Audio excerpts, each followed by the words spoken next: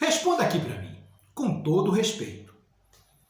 Estabelecer união estável ou constituir casamento com pessoa em idade avançada, idoso ou idosa, pode ser um bom negócio do ponto de vista do amor?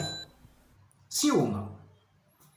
Fica comigo nesse vídeo. Vamos até o final e nós vamos ver que as coisas podem não ser exatamente como parecem.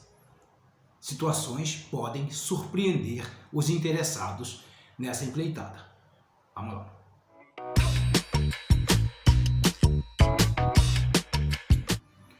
Olha, a melhor resposta nessa situação é depende e passa necessariamente por saber se o contrato de união estável ou o pacto antinupcial, se eles podem oferecer uma proteção individual ao patrimônio do cônjuge mais ampla do que a própria lei, do que o Código Civil, e aí incluindo a súmula 377 do STF. Vamos ver isso. Olha só, o Código Civil, lá no artigo 1641, inciso 2, pode conferir aqui, pode olhar aqui do lado. Ele estabelece como obrigatório o regime da separação de bens, no caso de matrimônio, e aí leia-se também união estável, estabelecido com pessoa maior que 70 anos.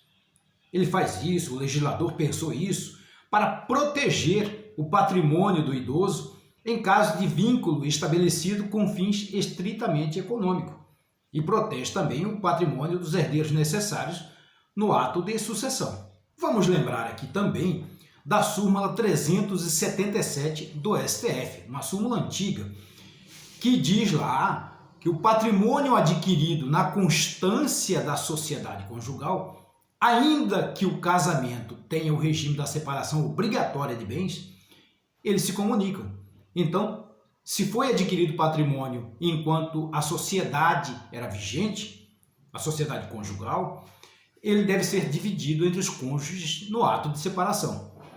O STJ, mantendo o embalo protetivo para o patrimônio do idoso e de seus herdeiros necessários, fez uma releitura dessa súmula, passando a entender que o patrimônio adquirido na constância da sociedade conjugal, ainda que o casamento tenha como regra a separação obrigatória de bens, ele será dividido desde que seja comprovado o esforço mútuo do casal para adquirir esse patrimônio.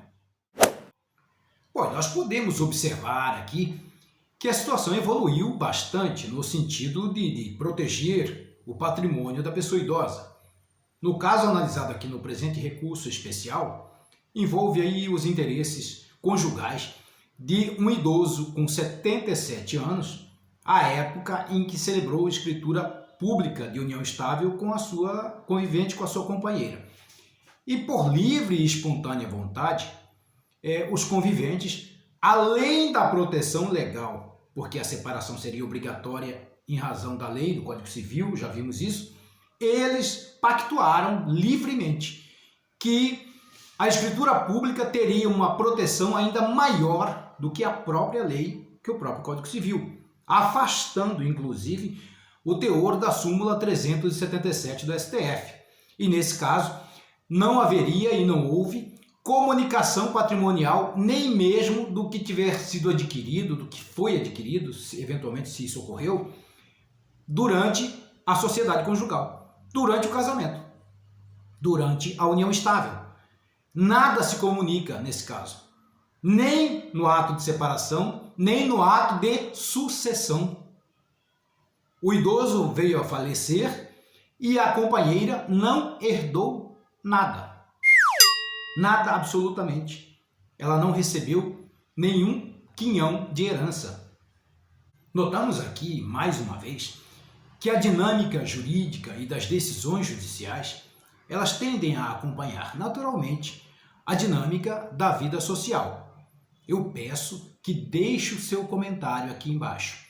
É importante que nós conheçamos o seu interesse e o seu propósito para que possamos refinar o nosso trabalho para lhe atender da melhor forma possível. boa sorte nos seus estudos, melhor sorte ainda nas suas provas. Fique com Deus.